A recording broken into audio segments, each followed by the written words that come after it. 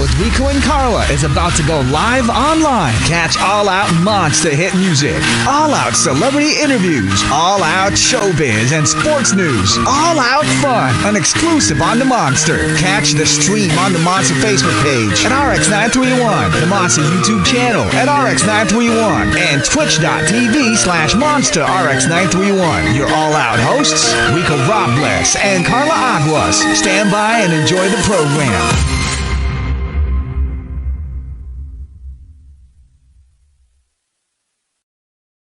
Oh, yeah.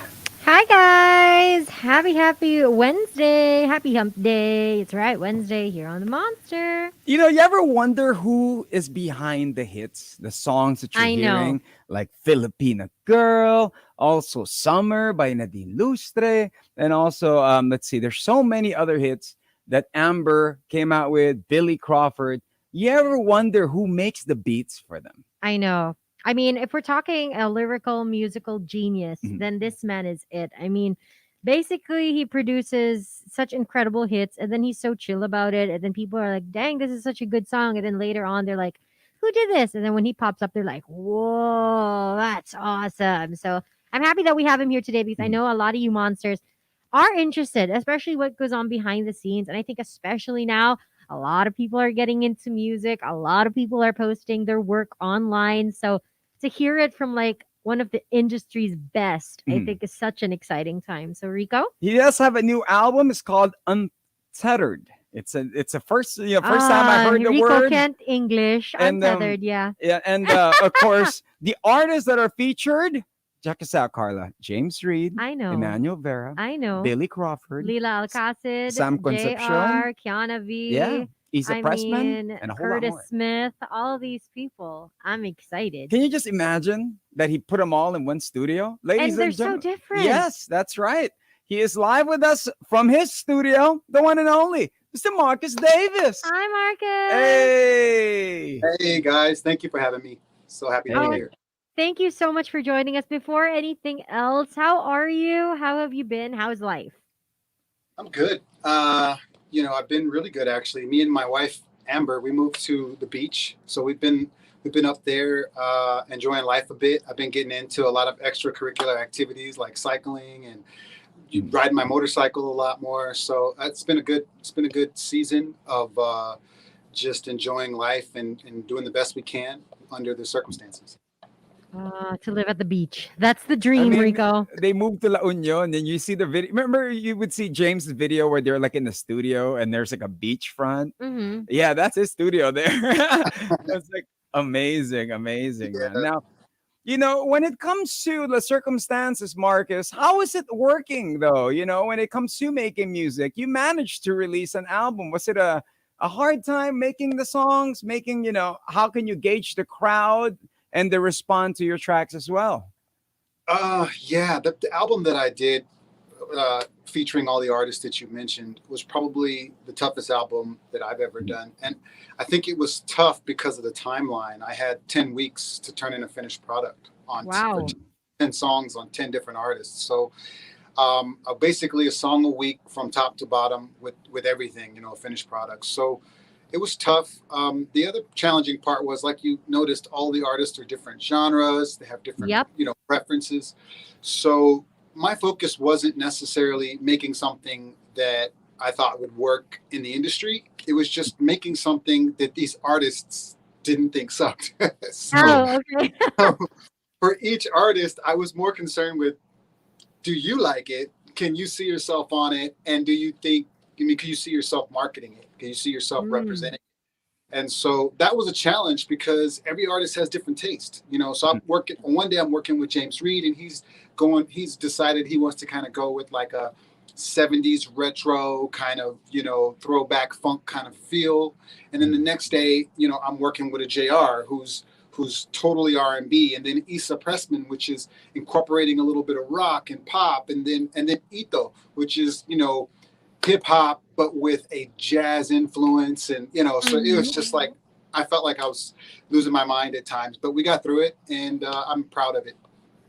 Marcus, I think it's so incredible because it's over 15 years of you just creating such amazing music, working with so many different artists who aren't necessarily all from the same genre. I mean, was this album also exciting for you in the sense that, 15 years, I'm sure at certain points it gets kind of like routine, gets a little kind of not boring, but you kind of know what you're getting yourself into. Mhm. Whereas this one, you got the 10 weeks, you got the different artists. I mean, did it excite you? Did it make you nervous? Did it like, I don't know, ignite a fire in you like, wow, this is actually what I needed?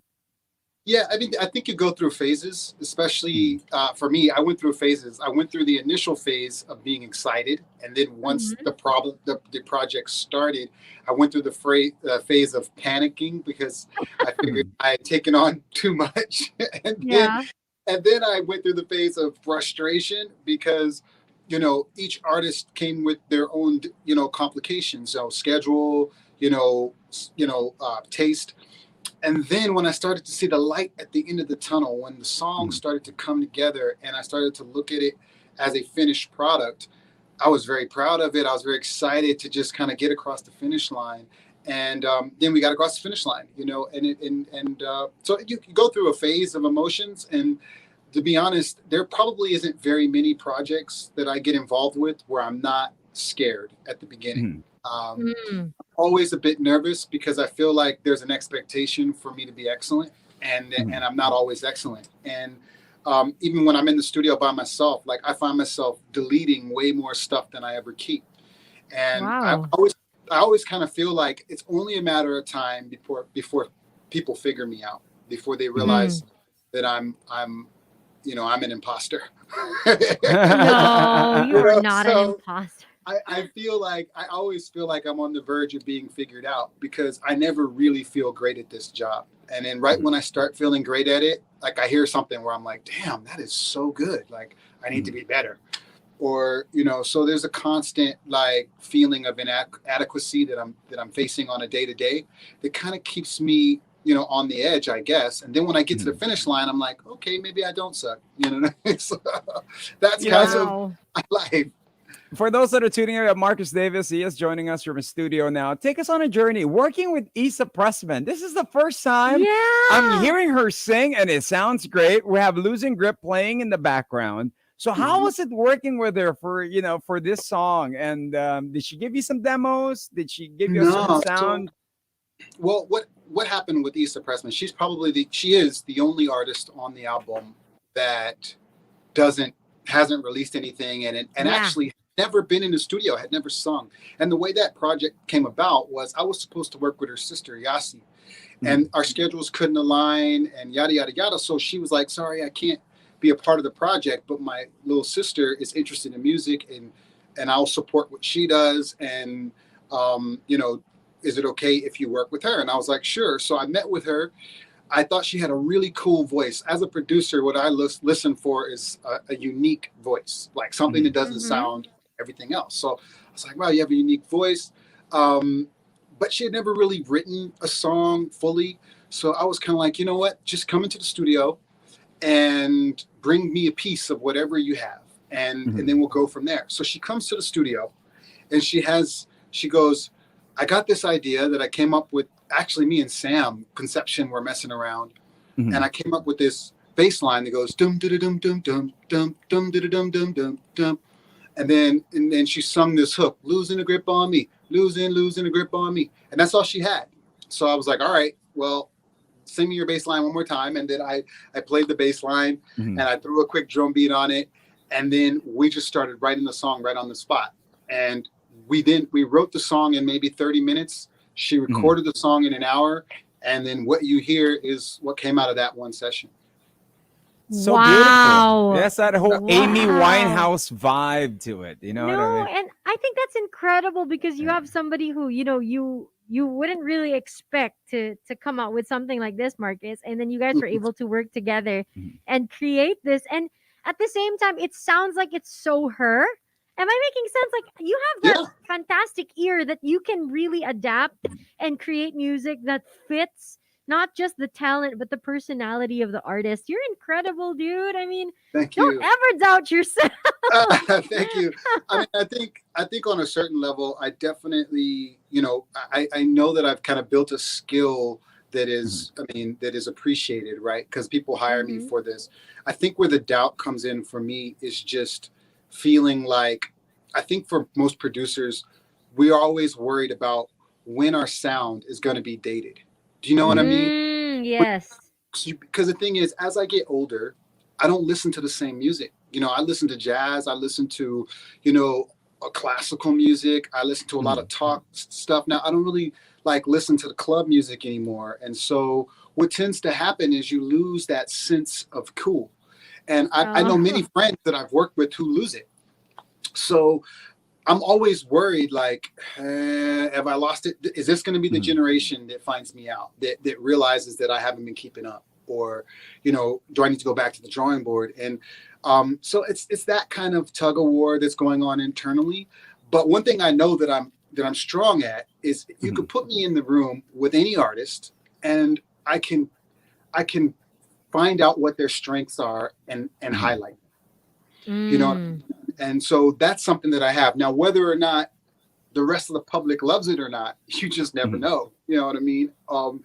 But the skill I'm confident in is, yeah, put me in a room with any artist and I'll find out what their strengths are. I'll highlight them and I'll give them the proper stage to represent their talent as best as I can. And but yeah, it's always a challenge. It's always a little nerve wracking.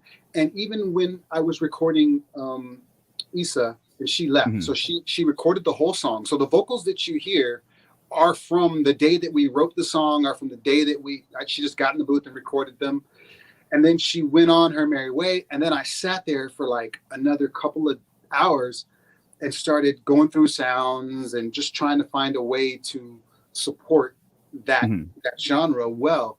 And that was trial and error, and that was deleting stuff, not liking stuff, not sure about stuff, come back the next day and like, you know what I mean? So that's, you know, that's the part that's a little tricky. And then you put it out and you go, I hope it's good enough that people, you know, at least appreciate the work. And it seems like they've been appreciating it. So it worked out.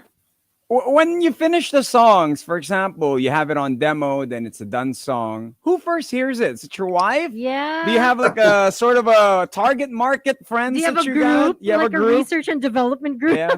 Yeah, I mean, you know, I have a few friends that are really, really passionate about music that aren't necessarily musicians, and I find that they are the best people to hear this. Now, for this particular album, this was under Leica, so I was doing a project with Leica, and Leica is the social media app with the gems.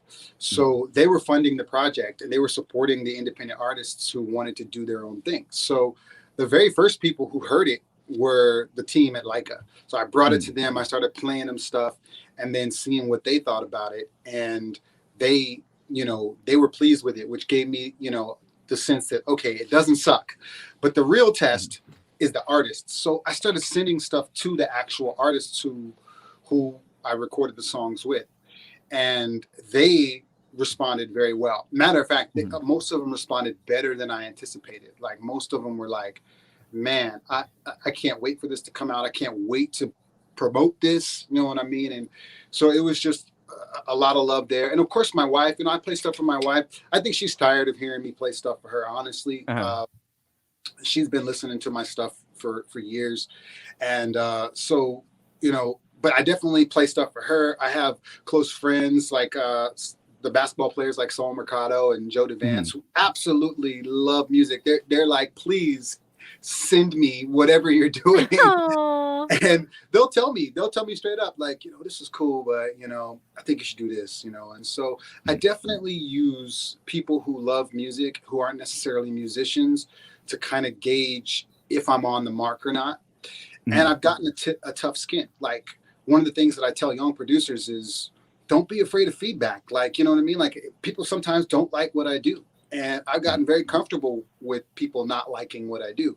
I just make it a point to find that balance between me being creative just because I want to be creative and do something that's out of the box, and me not letting my ego get in the way of good criticism. And that's a fine balance, you know, you work with over the years, and you know, that's what the game is. Marcus Davis joining us in the studio, of course. Untethered is the album. You gave us an advance copy of it. You let us hear it, actually. We're supposed to have the guesting sometime early this year, and we're actually playing Sam Concepcion's Hard to It's Leave. so good. Now, you're talking about you have to have a tough skin, so you probably heard, what is the greatest thing you've ever heard, and who was it from? And what was the worst thing you've ever heard, if you could remember? I don't know, man. I mean, that's a tough question because, I mean, nobody is like downright just insulted me. And That you know of. No, I'm just yeah, kidding. that I know of, right? But I've also been praised. Like people will use the word genius and stuff like that, but I don't personally like that word, in regards to what I do.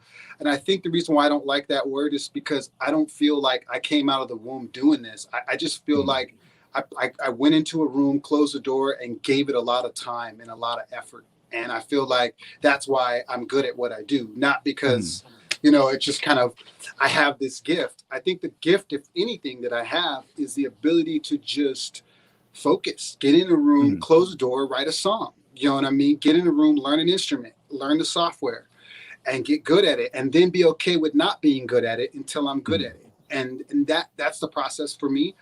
So, there are times though where I have something that is precious to me that I feel like this is great. And then I play it for people and they're like, oh, that's all right. What's the next song? Oh. Like, oh man, did you hear the lyrics? Listen again. You know what I mean? Yeah. And then there's stuff that is like I threw together in 20 minutes. And people are like, that's a hit. Like, and I'm like, really? Like, that's not the one that I even care about. You know what I mean? That's not the one I poured my soul out in.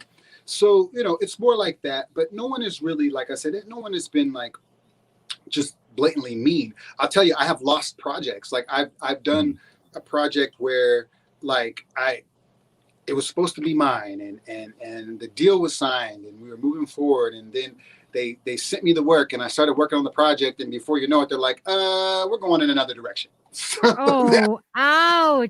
We found somebody cheaper to do it. Maybe, you never know what the reason is, but yeah, those hurt. When I was doing the station IDs for ABS, man, like I would win a lot of them, but I would lose a lot of them too. And those hurt because I put so much time into working with the Tagalog and, making these songs that I felt really passionate about. And sometimes they'd be like, like it would take me like 24 hours, like literally 24 hours to make a song, like not sleep and just work through the night, and the next day make a song, turn it into ABS, and in 5 minutes I'd get a response that, oh, we're going in a different direction. So, that kind of stuff hurts. But then, you win some and it ends up being the biggest song of the year or the biggest song of the decade. And, so you have that side too, like Star Nung Pasco, still one of the biggest Christmas songs in the Philippines. One of the first jingles I did for ABS-CBN. Songs like Kembot, which was the cheesiest Sesame Street on steroids song I've ever done. Can't get away from it. Like it's a huge hit, and again, you get a whole lot of credit for that. But then you pour your soul into like Billy's album. 90% of the songs on Billy's album, no one's ever heard. They've heard Filipina Girl, which was the last song I did literally overnight. Like the last song on the album, did it overnight real quick, just made a quick remix. Biggest song on the album. But if you actually listen to his album, some of the songs on that album, I poured my heart out in. Like Work in Progress, that's a big song, on his album that has a lot of depth, but people never heard it, so it's one of those things, like, I think that's the thing that is difficult to deal with as a producer, because you pour your heart out into certain things that don't really see the light of day. And then you throw together other things to get all the credit in the world. And you just never really know which way it's going to go and what you're going to be known for. But Marcus, if I could ask, I mean, how do you get past that? Because, I think everyone struggles with rejection and dealing with rejection. And, we face it in many different ways in our lives, not necessarily, in the musical sense or whatever. But how do you deal with it? Like, how do you keep yourself in check? How do you bounce back? How do you stay inspired? Let's say after working so hard on something and then you get a no, because I'm sure a lot of people can relate and they'd love a tip or two. Yeah, that's a great question, and thank you for asking. I think the answer is I've learned not to take things personally, and Mm. that's the key. Is that we, you know, we're not always going to be in control of the external factors in our lives, but the one thing we are in control of is the internal, and how we process whatever's going on outside of us. So what I've learned to do over the years, and this is through reading, through meditation, through trial and error, I've really learned to just, regardless of the external circumstance, control the internal circumstances. And so internally, I remind myself, people are winning and losing every day. Like, and some people, like if you look at the biographies of some of the most famous people in the world, it always starts off with how many times they failed. You know what I mean? And how many times it didn't go their way before they got a yes. And I think that's, the journey for a producer is like, get comfortable with failing, man. Get comfortable with no's. Get comfortable with people not liking what you do. Get comfortable with having to adjust. And then here's the one thing that I've been going through recently. Get comfortable with success. The reality is success is the hardest part of all of that, because with success comes the ego, and with the ego comes everything personal. And that is the part where you got to come back. You got to take 2 steps back and not identify with your success, like not be attached to the labels of being like, oh, you're great, or you make all these hits. As soon as I get attached to that, then I start taking everything personal when somebody doesn't like what I do. And I'm usually on my way to work to being a has-been. Do you know what I mean? Because the tricky thing with feedback is you start to say it to yourself internally. And what tends to happen is you stop trying. You stop trying because you don't like the feedback. So you stop giving 100% of yourself to something that you love. And it's better to just sit in the back and say, well, you know what? I'm great. As long as I don't put out anything that sucks, I'm great. As long as the last thing that I did, people liked, I'm great. My thing is like, nah, I want to keep, if I put something out that you didn't like, I'm coming back tomorrow, like harder, and I'm going back to the drawing board harder. Like that's a competitive nature in me. That is the thing in me that says, I refuse to stay here. You know what I mean? I always want to keep, outdoing myself. And with that negative feedback, I'm okay with it. Like I just brush it off, go back to the drawing board, and I ask myself, what can I learn from this situation? Conor McGregor, the UFC fighter, says it best, and it's win or learn. That's the only 2 things. If you don't win, you better learn something. And if you did win, do it again. You know what I mean? That's the road. Hey, just keep on winning. For That's those that such are good tuning advice. in, yeah, galing. We're with Marcus Davis. Now we're hearing James Reed's "Feels Like," such a nice disco track. Yeah. Now, earlier you did say it was all about staying focused. So Marcus, how do you stay focused? When you're losing focus, what do you do? Do you drink like 10 cups of coffee? How does it work for you when you're in a studio? No, actually, I mean, once I get in the studio and close the door, I've been doing it for so many years.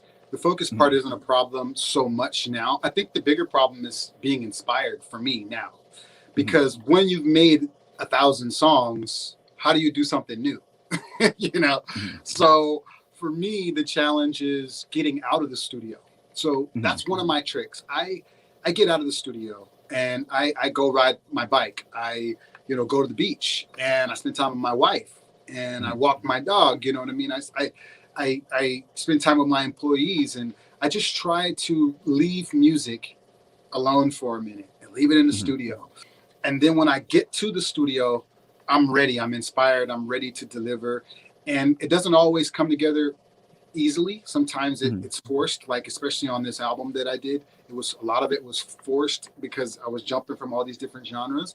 And so I'll go hard for a bit. When I get stuck, I'll take a break and then come back. And I'll take a break and I'll come back. And sometimes I'll come back the next day. But it's work ethic, right? And I mean, I think anybody that's had any success in anything that they do understand how important developing work ethic is. And a lot of young producers don't have it. You know, that's the thing. There's a lot of really talented producers, but it's kind of one of those things where they're like, I've got to be in the mood and I got to walk into the barefoot and there has to be candles and rose petals. You know what I mean? And it's like, no, man, just get in the room, lock yourself in there and refuse to come out until you finish something. It doesn't have to be perfect, just finish it. Then come back tomorrow and ask yourself, could it be better? And that's it. That's the path to hopefully getting to a place to where you're consistently delivering at a high level. So remove scented candles in the studio. Right? Rico, the first thing on your list should be to have talent. Okay, Put it I think there. we can all agree Marcus is on another level. But Marcus, you know, you've worked with so many artists. You've created so many different tracks. You made this in 10 weeks. What we're listening now. Do you ever think it's going to stop for you, or do you ever want it to stop, or do you plan to be a producer till you're 90, make jingles for like retirement homes and stuff? You know, like, To answer your I'm just question, so curious. I absolutely want it to stop. Like, I'm not someone who wants to be 70 years old trying to make a beat for a 20. That's not like a road. That's not a future goal for me. As a matter of fact, I've wanted it to stop for years. I mean, now, like, I think I want to be identified less as a music producer and more as an entrepreneur. It just so happens that I love this thing, man, and you know, and I keep coming back and playing, but I probably play for the rest of my life. Like, I'll probably doodle in studios and help young people and teach and do all those things. But as far as competitively being in the industry, trying to, you know, produce that next talent, for a while now, I've wanted to move out of the way and let the younger producers really take the reins. And so I've already been looking at like more of an educational route. It's just, for me, I think the reason why I kind of want to start to make that exit is because there's so much more of me like that I have to offer. And honestly, being a music producer has taught me how to be a businessman, has taught me how to have the same work ethic, the same discipline, the same vision for what people want, you know, what people's sensibilities are, and just kind of and the same ability to lead people, because that's really what I do in the studio. People come in and I lead them to the best version of themselves as far as art is concerned. And I feel like I want to do that, you know, in a corporate realm too. So me and my wife currently run a company, a book track company. We do soundtracks to audiobooks, and we do post-production work for audiobooks. We have a staff here of 30 now, and we work with them regularly, teaching them and developing them and inspiring them. We took off 5 of them or 4 of them to the beach with us last week. And you know, so that kind of stuff is where I'm headed. And I'll always love this. I'll hopefully be in a position to teach this, but I don't want to be identified as this for the rest of my life. You know what I mean? I've had my the growth. There's so much growth, you know, and you make the community better and the people around you better. It's his job, it's his passion, but it's not who he is. I think that's something a lot of people forget.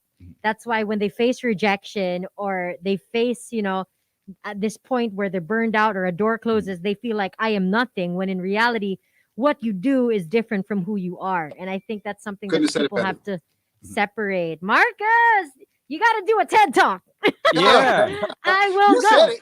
You said it I much will better be in than the I did. front row. You said it much better than I did. And Oh, it honey, didn't you take inspire me. That's absolutely what I mean. And I mean that it has to be what I do, not who I am. And so I have to be willing to let it go.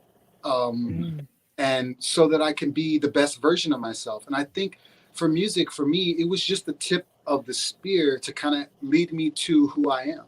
And that's why, like, that going back to the whole, you know, genius and all this other terms that we use to identify with people who have talent, it's always bothered me because it kind of takes away from the bigger picture. Like, this music thing is a very small part of who I am. You know, it's just the way I express myself. But the bigger version of me is I'm paying attention. That's the bigger version. Attention to to humanity. I'm paying attention. When I write lyrics, it's because I'm watching closely the way people are living, the way people are talking. I'm watching closely how culture is influencing behavior. I'm listening to how music is becoming a way for the youth to express themselves. And then I'm taking all of that, putting it all together in a way that gives the next person in line the opportunity to express themselves. Mm.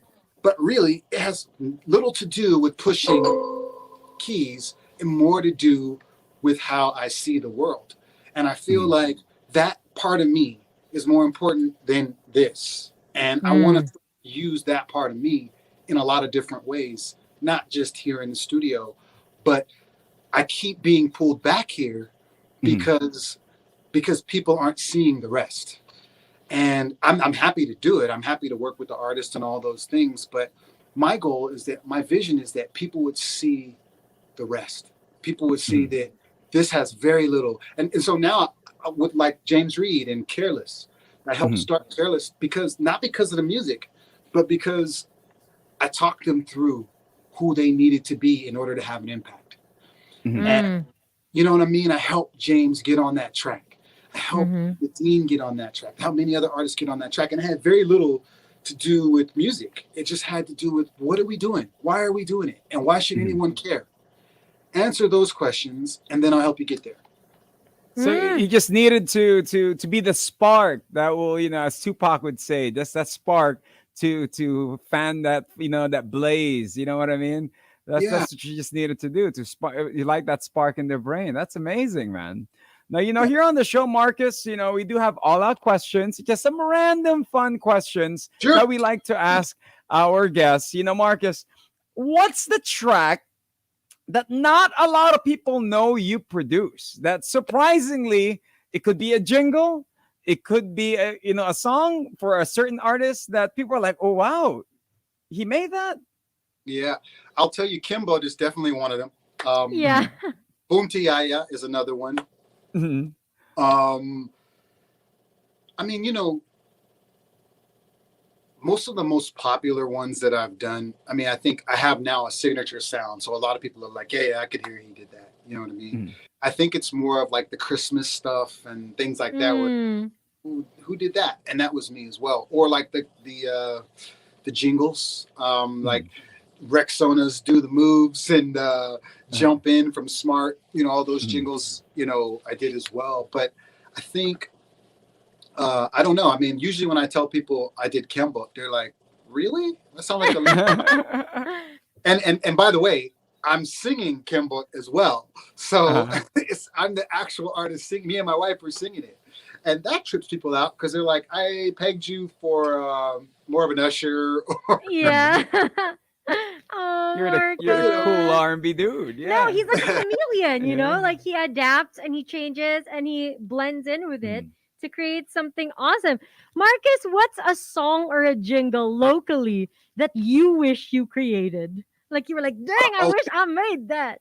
Okay, my favorite all time, and I always say this, and actually I just heard a rendition of it today on the radio, but my all-time favorite song, this is one of those ones where I'm like, damn, I wish I would have did that one, was Noe Volante's Someday Someone's Gonna Love Me the Way. Oh, yeah. Nina recorded it, and Noe Volantes did it. And man, when I hear that song, it's just like, to me, it's one of the most beautiful melodies and messages that I've heard here. And I know there's a lot of great songs out there, but that was definitely one of them for me, where I was like, wow. The first time I heard it, I was like, I bet you they got someone outside of the Philippines to write that. And then when I found out it was Noe, I was so proud of what that became. And then I became friends with Noe, and I tell him all the time, I think, man, that's the song I wish I would have done. Hanging out with Marcus Davis. He is joining us. He's talking about the journey of music and, of course, a song that he wished he would have written. Now, dream collaboration locally. Who is that one person that you could wish you could collaborate with, but you haven't done it yet? That's a good one too. I think, and I was on the verge of it. It just never really kind of pushed through. But I want to do something with Regine Velasquez. Oh wow. But I want to do something very now, but doesn't feel like we're trying to sound young. Do you know what I mean? Yes. So I'd love to do something with her. I just think she's great. She's an amazing talent, and she's also a legend. And to kind of show the Philippines her in a new light is something I would like, or not even a new light, but just in my light. You know what I mean? Just the way that I would do it. And so she's definitely one that I would love to work with. And we talked about it in the past. We just never really got around to it, especially because COVID hit and the world stopped. But I ended up working with Leela. Yes, and she's fantastic. Yeah, and then actually after working with Leela, Oki hit me up and was like, "Hey, you really got to do something with Regine." And we just never really all the way got there. But she's definitely one. I like working with the older artists. Like I would love to work with Gary Vee. I would love to, these artists for me would be my choice. And the reason why, because I feel like that's a gap that's missing. What I mean is I feel like we're getting young music now, right? The younger generation's coming out with new, fresh stuff, but the older generation is still kind of living off of old hits. Yes. But if you look at the States, like you look at someone like if Whitney Houston was alive, or Mariah Carey, what would she do now, right? Or what would Whitney Houston do, if she was still alive? Like they would still come with stuff that was fire. They would work with musicians, and they would work with producers who understand that they're not trying to sound young. They're just trying to sound today. Yes. And I feel like that's something that we don't have here. Like we don't have any representation of older artists, legends that are doing stuff that competes with the current scene, but is in its own lane and has its own audience and says, you know what I mean? And I'd love to do that. It just hasn't happened. And I think part of the reason why it hasn't happened is maybe a lot of the older artists are a little jaded too. They're probably at a point where they're like, look, I'm on TV every day. I really don't need to do an album anymore. You know what I mean? Yeah. But then you have people like Elton John, who has two insane with hits Dua right now with Dua Lipa, Lipa and Charlie Puth. It sounds like him, but not old him, right? I mean, like those are things that you guys could totally do, especially with you, Marcus. I've got a question. I know we've been talking to you for so long, but I'm just so curious. Who for you locally is an underrated artist? Like, they're known, they have songs, but you're just like, this person is so freaking talented and nobody is giving them the time. Well, for the longest time, and this is going to sound funny because they're not really underrated now, but for the longest time, I felt like James was underrated. I felt like because he had the stigma of being like a love team, telenovela type, heartthrob, ABS, CBN kind of artist, that when he started coming out with music, people weren't really taking him serious. But I could tell you, being in the studio with him, he's one of the best. Like he's definitely one of the artists that could go internationally here and do very well. And I think it has less to do with like how well he sings and has more to do with how he interprets art. So that's where he's underrated. Like people don't realize like this dude knows exactly what he wants. He comes in the studio, he's prepared, he knows what he wants, and he has a really good ear for how he sees himself in the music. And he writes a lot of stuff for like Nadine and a lot of stuff for a lot of the other artists. So he's very hands-on and he's extremely talented. And for the longest time, I thought like people just kind of wrote him off as like, oh, that's the little cute kid that, from Put On Big Brother but no, like he's a legit amazing talent. So he's definitely one, but now he's coming into his own and people are seeing the work, right? And they're seeing like, oh, this kid is something different. But I saw it a long time ago and I was just kind of like, I don't know why everyone else is underestimating him. But I saw Careless being what it is today when Careless wasn't even an idea. And so it's one of those things where he's definitely one of them. I think there's a lot of underground artists that need to come into their own. What I will say is what I think we're missing in terms of the future of the Pinoy art scene, and I know it's out there. I just don't think it's being highlighted. We need an artist that is politically driven. Like, what I mean by politically driven, I mean like somebody that it's a little controversial, somebody who talks about the truth about the Philippines in Tagalog, that does it in a way that is not just rap, that does it in a way that people sing the songs. Like, we need the Philippines needs a representative of like of the struggle of the culture through art. And I don't feel like today we have a good representation of that. Like, but I felt like I was in a show called Your Moment, and I was a mentor, and there was a group called Juan Gapong, and they were basically like a reggae / rock group, and they ended up winning. I ended up being their mentor, and they ended up winning the $1 million pesos and the grand prize. Yeah, with ABS-CBN, and they were that. They were like, and that's the reason why they won, because there was something that was like, this is the soul of a Filipino. When you watch them on stage, you see the soul, you see the struggle, you see the acceptance for who they are. They're not trying to be anything else.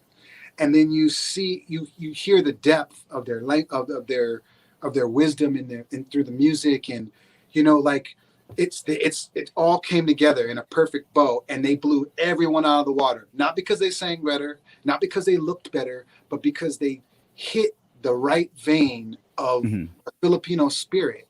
But then COVID hit right afterwards, and they never made an album. And but we need that. You need a group that is today representative of all that a Filipino is, because what we're getting a lot right now is you're getting people who are influenced by the States. So you're getting derivatives of a little bit of Filipino, a little bit of States, right? And I think we need something that's like, Filipinos need something that says, that's us. That's us. And I think the rock scene did that well, but then electronic music took over, R&B took over, pop took over, and now I feel like that's lost a little bit. I could be wrong. I feel like it's lost a little bit. I feel like we need that like strong act. This like, this is the Sting of today. This is the, the new school of Apo hiking society. There you know go. what I mean? What Apo was doing way back. Now, Marcus, you've been joining us. We are here in your studio. Before we end our interview, we just want to give you a quick challenge. How fast you think you could make a beat and a song? Can you do that in under 1 minute, you think? 1 minute? I don't think I can do it 1 minute. Yes, you can. Believe in yourself. To 1 minute, that's a hell of a challenge. Let's see. Shoot, I don't even know where to begin. Hold on. Making a hit with Marcus Davis. 60, 59, 58. Okay, here we go. We're pressuring him so much.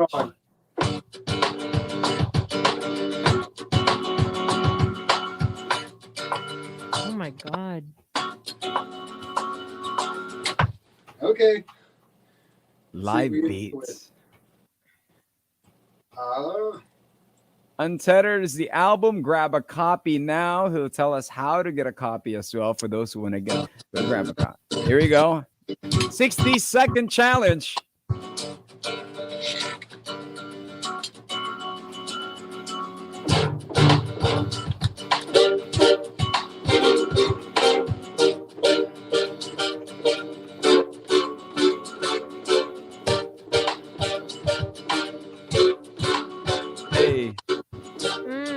Go that. 2, 3. Recording it.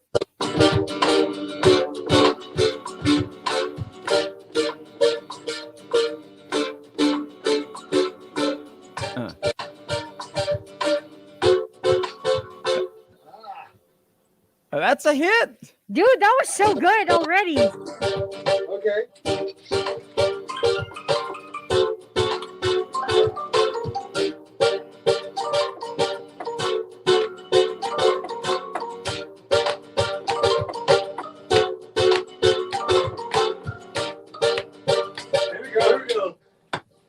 Oh, he's getting it. Marcus Davis.